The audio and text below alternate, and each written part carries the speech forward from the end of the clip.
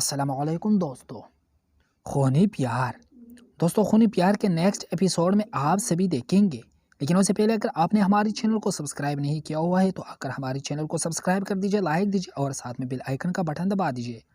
تو آئے چلتے ہیں ہم نیکسٹ ایپیسوڈ کے لیے، ایپیسوڈ نمبر 41 خونی پیار۔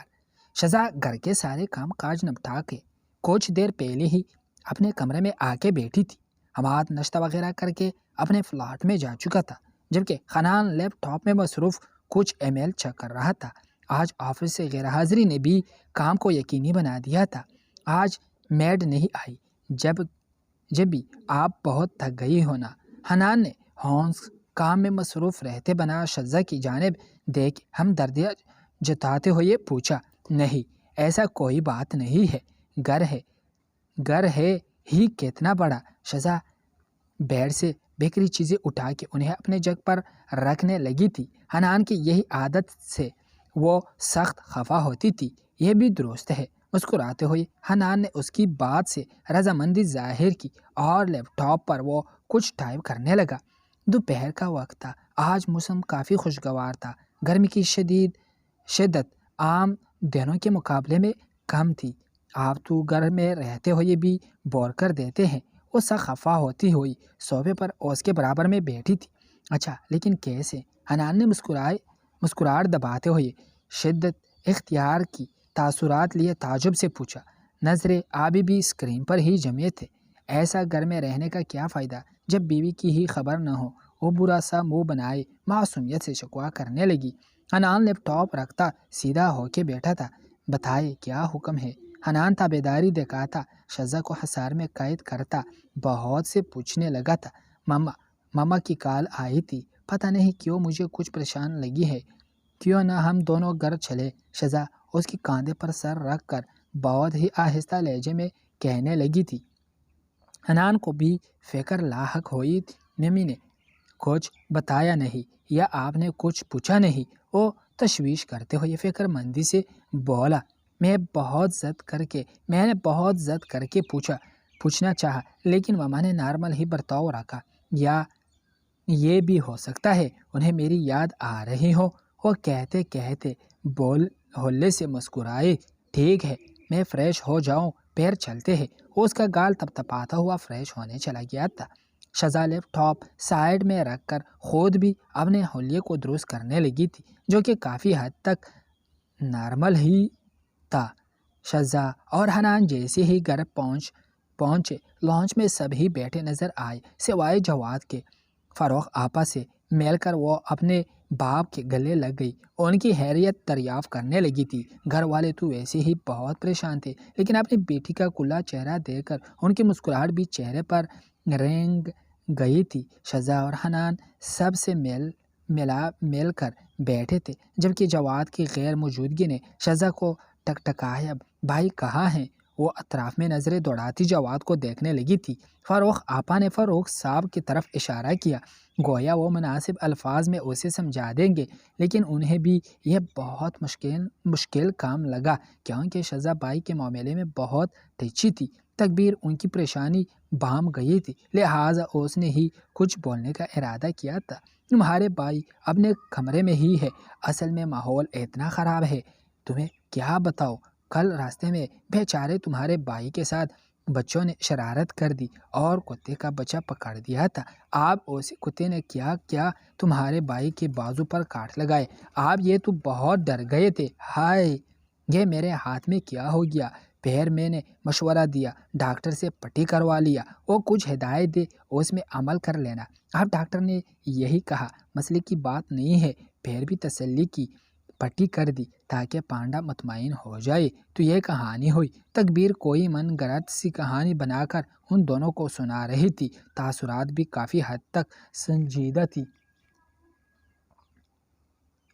گویا بہت اہم بات بتا رہے ہیں۔ وہ دونوں بنا پلک چھپائے کافی حیرت سے سن رہے تھے، لیکن سنتے ہی انہوں نے اپنی ہنسنی روکنا مشکل ہو گئی۔ فروخ آپا سکھ کا سانس لیتی مسکراتے ہوئے تکبیر کو دیکھنے لگے تھے، جس نے عین وقت انہیں بچا لیا تھا۔ جواد نہیں جانتا تھا کہ وہ کوئی اس طرح کی بے تکی باتیں گوش گزار کرے گی، ورنہ وہ پہلے ہی کچھ لاہے عمل تیار کرتا۔ بہرحال وہ بے بس تھا۔ شاہ میر نے داد دینے کے اسٹائل میں تکبیر کا بازو تھپتھپایا۔ کس طرح پاگل بنا دیا ہے آپ نے، شاہ رخ نے دمی آواز میں کہا، جبکہ تکبیر نے زور سے انہیں کوہنی ماری۔ بھائی بھی نہ بالکل بچے جیسا ہے۔ شزا استہزا ہنستے ہوئے جواد کا مذاق بناتے ہوئے لگی۔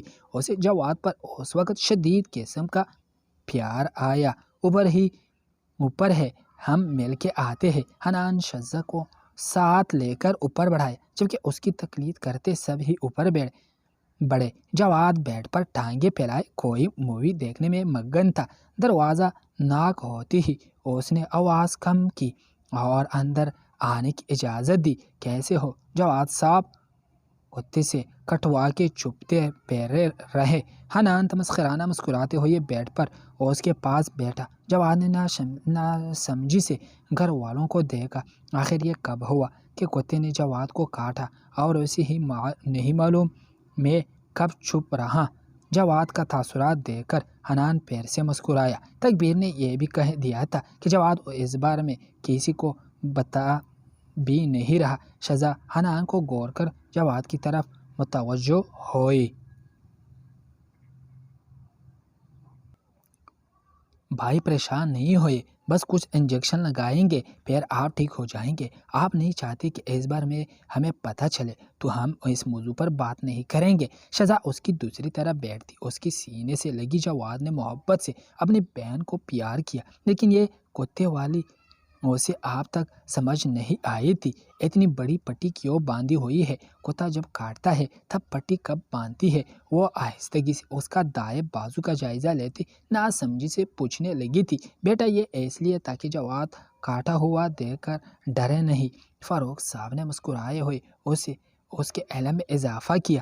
کیا واقعی؟ شزا نے آپ کی بار شاہ رخ اور شاہ میر کو دیکھا جو بہت ہی مہارت سے اس بات میں سر ہلا گئے تھے۔ تکبیر کے اشاروں سے جواد کچھ تو سمجھ گیا تھا، لیکن پوری بات کیا تھی وہ ابھی بھی بے خبر تھا۔ تکبیر ایک بار پھر اپنی کارکردگی پر بہت خوش تھے۔ فخر سے کالر جوڑتی بہت ہی بہادری سے گھر میں پیر رہی تھی۔ رات تک شزا اور حنان بھی ڈنر کر کے جا چکے تھے، جبکہ ان کے جانے سے پہلے ہی مبین صاحب کے فیملی اور سہیل لوگ بھی آ چکے تھے۔ کسی کو بھی صحیح بات نہیں بتائی تھی۔ بہرحال صفا مروہ نے جواد کی خوب بینڈ بجائی تھی۔ جبھی وہ تاپا ہوا تھا اوپر جلدی ہی کمرے میں جا چکا تھا۔ تکبیر بھی سب کام نپٹا کے کمرے میں آئینے کے سامنے کھڑی خود کو ہی دیکھ کر مسکرا رہی تھی۔ جواد کی باری آواز سے اسے نے پلٹ کر دیکھا۔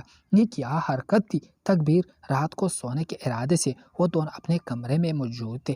جواد کو تکبیر سے بات کرنے کا موقع ہی ابھی ہاتھ لگا تھا، لہٰذا اس نے اسے مزاحیے سے کہانی کی وجہ سے دریافت کرنا چاہی، جو کہ کہانی کم اس کا مذاق زیادہ تھی۔ اتنی اچھی تو تھی ہی صحیح، پوچھ تو مجھے ہی اپنی ہنسی روکنا بہت مشکل کام لگا کہ بالو کتے سے ڈرتا ہے۔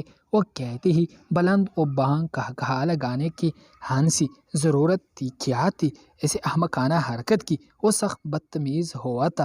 آخر اپنی تذلیل اسے برداشت کہا تھی جو اس وقت دماغ میں آیا وہ کہہ دے۔ پتہ ہے حنان بھائی بہت ہنس رہے تھے، وہ ہاتھوں میں لوشن لگاتی ایک بار پھر ہنسنے لگے تھے۔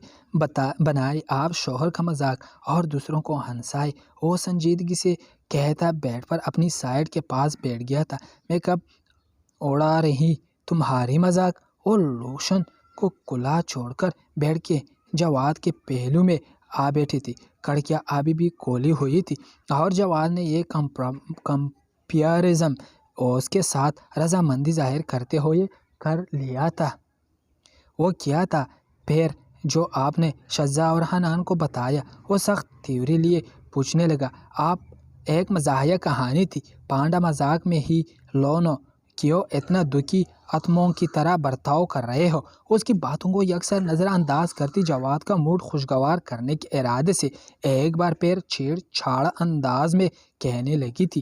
کبھی دماغ بھی استعمال کر لیا کرے اور کچھ کام بھی کہہ لیا کرے۔ جب دیکھو فضول حرکتیں، جواد سرد اسپاٹ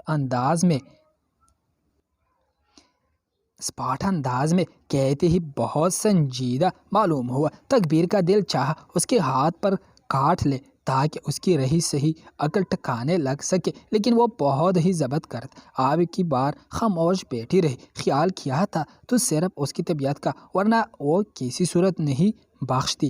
یہی بیٹھو، شارٹ لے کر آتی ہوں، تمہاری بہت بولنے لگی ہوں۔ تصوری نگاہ اس پر ڈال کر الماری کی طرف بڑھی اور آرام دہ شارٹ نکال کر جواد کے پاس آئی۔ آپ کی بار دل پہلے کی طرح نہیں ڈرا رہا تھا۔ آہستگی سے شارٹ پہنا کے دوائی اس کو کھلائی اور اس کے برابر میں آ بیٹھی۔ چراغ جلا کے بھی ڈھونڈیں گے تو بھی مجھے جیسی بیوی نہیں مل سکے گی۔ میں نے تو یہی سوچا تھا۔ شذا پریشان ہو گئی۔